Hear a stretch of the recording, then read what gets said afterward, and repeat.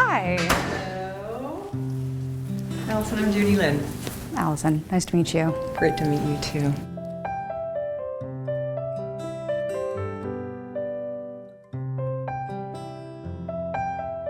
Well, Allison, it's just a pleasure to meet you, and I am so pleased that we were able to award the Lynn Scholarship to you.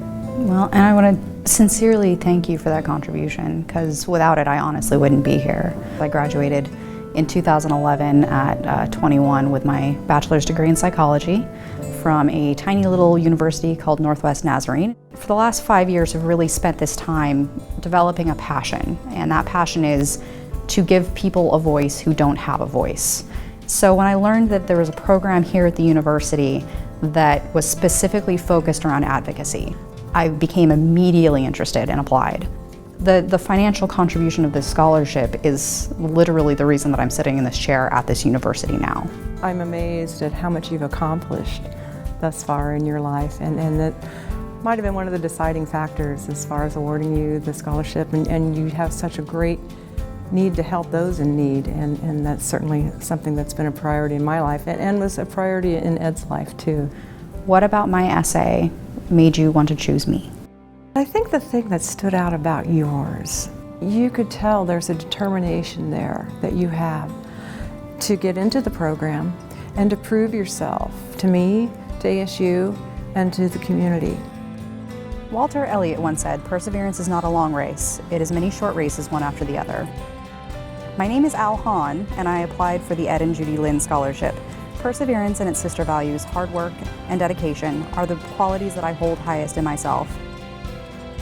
I later took a job with Catholic Charities Spokane as security for their homeless shelter, House of Charity, where I have been for over the past year. House of Charity sees between 250 and 650 people a day.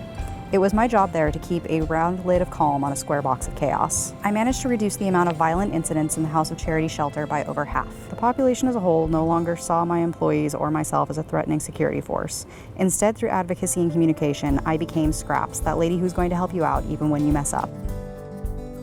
My desire to attend Arizona State University's Master of Arts in Communication Studies program is based on my compelling need to continue to help others and promote social justice. In the past 4 years, I have talked teens out of suicide, seen domestic violence victims become free of their abusers, and assisted chronically homeless persons find housing. I have also watched teens get sucked into gang culture, seen abuse victims put in prison for things their partner made them do, and held the hands of homeless men and women as they died of preventable conditions in front of me. Again, what you've done and how much you've done in the short time you've been on this earth probably was what made my decision the right decision. Why did you decide to start a scholarship for ASU students? Well, I think a few reasons. My time at ASU West was just an amazing experience for me. I think I was in my late 30s when I decided to return to school. Again, you know, Ed supported me when I said, I think I'd like to go back to school.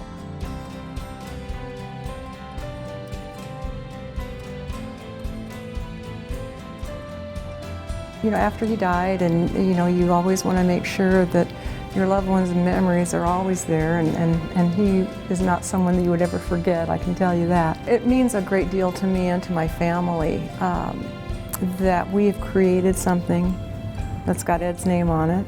Ed was probably one of the most generous individuals I've ever known in my whole life, and so to be able to give on behalf of him every year means a great deal to me, and it helps to keep his memory alive, and like I said, it just, you know, it lets people do great things in his memory.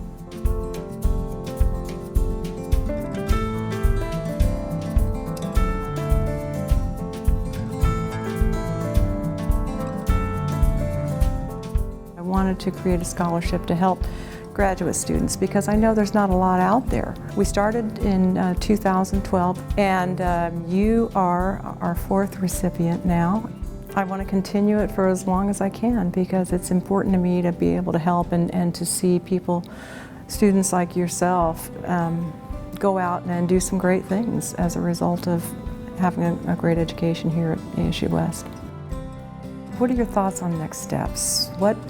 How will you leave this program and make a difference into our world. At some juncture, I will be going back into probably the nonprofit world.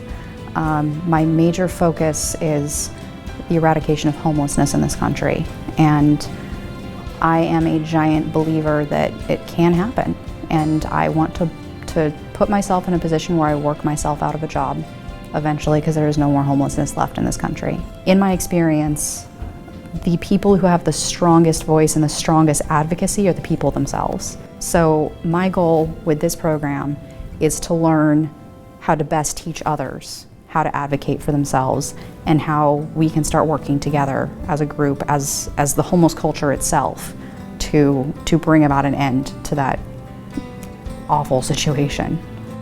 So another thing that I've done in the last few years of my life is I started writing stories. 2 of those were published, two collections of stories were published, and so I would like to give you a copy of my second book. Oh, this is wonderful. And I hope you enjoy it.